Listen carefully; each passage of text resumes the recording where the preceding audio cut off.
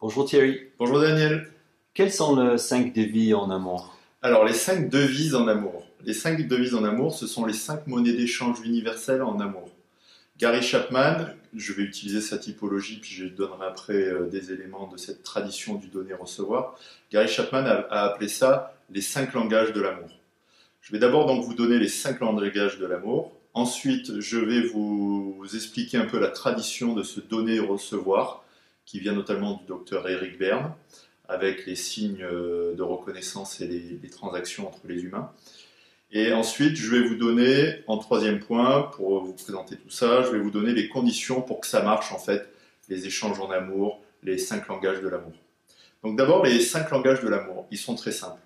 Le premier, et je pense que c'est le plus important, c'est ce que les Américains appellent to care. To care, ça veut dire prendre soin, c'est la bienveillance, c'est faire attention, c'est en avoir à faire de quelqu'un ou de quelque chose. C'est avoir une attention pour quelqu'un, une attention pour quelque chose. Donc, le premier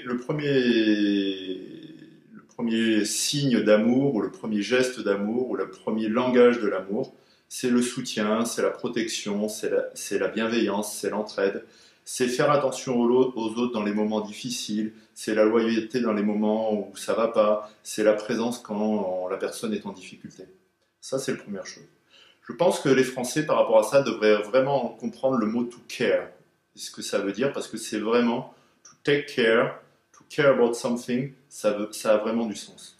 Le deuxième langage de l'amour, ce sont les gestes de tendresse. C'est le toucher, le contact physique, les câlins. C'est ce qui nous donne de l'ocytocine, cette hormone de l'attachement et du bonheur. Donc là, c'est ce que les Américains vont appeler les hugs, c'est la douceur, c'est le contact physique. Je pense que ça, c'est assez clair. Le troisième point, le troisième langage de l'amour, c'est les paroles positives. Les paroles positives, ça peut être des paroles de valorisation, de gratification, de reconnaissance, mais c'est aussi des paroles d'encouragement, des paroles d'attachement, des paroles de gratitude, de remerciement. Le quatrième langage de l'amour, ce sont les moments de qualité. Ça peut être le rire, la proximité, le fun, ce que les Anglais appellent le fun. Ça peut être la parole, l'écoute. Ce sont des moments où on est dans un contact de qualité et où il va y avoir en fait du plaisir à partager, à avoir de l'intimité, à s'écouter ou à faire des choses dans lesquelles on a du plaisir. Donc ça va créer du lien en fait. Et puis le dernier geste ou symbole ou langage de l'amour, ce sont les cadeaux. Les cadeaux, ça peut être financièrement significatif, mais ce sont surtout les symboles de reconnaissance, de gratitude, de distinction, de récompense qu'on va se donner. Un enfant qui fait un dessin à sa maman, c'est un cadeau. Un enfant qui ramasse une fleur et qui la donne à son papa, c'est un cadeau. Donc ce sont en fait plus que des cadeaux matériels ou financiers, ce sont en fait des gestes et des signes de gratification, de reconnaissance, de remerciement et de valorisation mutuelle. Ça, ce sont les 5 langages de l'amour. Et en fait, comment on se nourrit mutuellement? En fait, on se nourrit mutuellement en remplissant son propre réservoir affectif et puis le réservoir émotionnel affectif de l'autre. Donc en fait, c'est un mouvement de la vie où il y a du donner et du recevoir.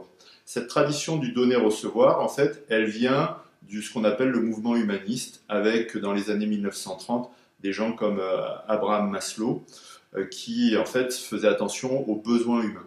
Après, dans les années 60, on a eu des gens comme Carl Rogers, qui a écrit par exemple le livre Le développement personnel, où là, on était aussi dans une attention et une bienveillance par rapport aux besoins humains. À la même époque, vous avez le docteur Eric Berne qui a parlé aussi des échanges humains pour nourrir les besoins mutuels sur le plan affectif et émotionnel. Et donc, on a parlé aussi des signes de reconnaissance et des transactions entre les gens. Ça a été à la base de ce qu'on a appelé l'analyse transactionnelle. Après, dans l'analyse transactionnelle, vous avez des gens comme Claude Steiner qui ont parlé de la stroke economy, c'est-à-dire en fait, les strokes, ce sont les chauds doudous et les froids qui piquent, ce sont les signes positifs et les signes négatifs que les gens s'envoient, soit pour se nourrir et se faire du bien et s'apprécier, soit pour se blesser, se critiquer, se dénigrer. Donc Claude Steiner a été un grand théoricien des transactions et des signes de reconnaissance. Mais vous avez aussi des gens dans cette tradition qui ont parlé des signes de distinction. Vous avez Pierre Bourdieu en France. Vous avez aussi Henri Laborie, le docteur Henri Laborie, qui a parlé des signes de gratification. Et donc en fait, c'est toute cette culture-là du donner et du recevoir qu'il est important de connaître. Je vous invite à lire le livre de Gary Chapman, Les 5 langages de l'amour, parce qu'il est très très simple à comprendre. Et puis il invite à s'engager dans l'attachement et dans la responsabilité des échanges de qualité entre les personnes. Il explique vraiment ce que c'est qu'une relation épanouissante, mutuelle, réciproque. Donc ça, c'est vraiment très intéressant. Après, je vous invite aussi à lire tout le travail de Claude Steiner, qui est très très intéressant. Il a écrit l'ABC des émotions, il a écrit d'autres livres aussi sur le donner-recevoir, sur le plan affectif et émotionnel. J'aimerais revenir au dernier point dont je vous avais parlé, c'est pour les conditions pour que ça marche en fait. C'est-à-dire qu'en fait, c'est bien beau, les gestes de tendresse, le soutien, le caring, les moments de qualité, les paroles positives, les cadeaux, etc., etc. Mais si en fait vous êtes fermé émotionnellement, ça ne peut pas marcher. Pour que ça marche, en fait, il y a 2 conditions importantes. La première condition importante, c'est accepter et valider le fait que vous êtes digne de recevoir et que vous pouvez vous ouvrir aux échanges. Si vous ne vous croyez pas digne de recevoir l'amour, si vous ne vous croyez pas digne ou capable d'aimer et d'être aimé, en fait, vous allez avoir un problème. Et ce problème-là, ces fausses croyances-là, elles sont liées à ce qu'on appelle des schémas toxiques, où on vous a fait croire que vous étiez une mauvaise personne, où on vous a culpabilisé et où on vous a mis dans la honte. Donc en fait, et où on vous a aussi assujetti, exploité, on a profité de votre innocence d'enfant. Donc en fait, la deuxième condition, en fait, pour que ça marche, au-delà de se sentir digne de recevoir l'amour, c'est de lutter contre ce qu'on appelle les fausses croyances. Par rapport à ça, si vous avez ce genre de difficultés, je vous invite vraiment à lire un livre du docteur Susan Forward, qui est l'auteur mondialement connu pour le livre Parents toxiques, un livre qui s'appelle « Ces mères qui ne savent pas aimer », puisque là, vous aurez vraiment un livre très très puissant pour travailler sur les fausses croyances et sur les schémas destructeurs ou toxiques ou d'échecs au niveau de l'attachement affectif qui vous bloquent dans réussir à mieux donner et recevoir dans vos vies personnelles. Voilà Daniel, j'ai élargi. Je résume en vous redonnant, avec mes lunettes cette fois-ci, les 5 langages de l'amour.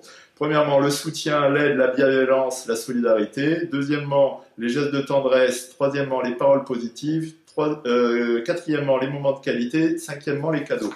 Et je suis en train de relire les 42 questions que vous pouvez acheter à un petit prix sur le site. Et merci pour aujourd'hui, Daniel. Merci Thierry.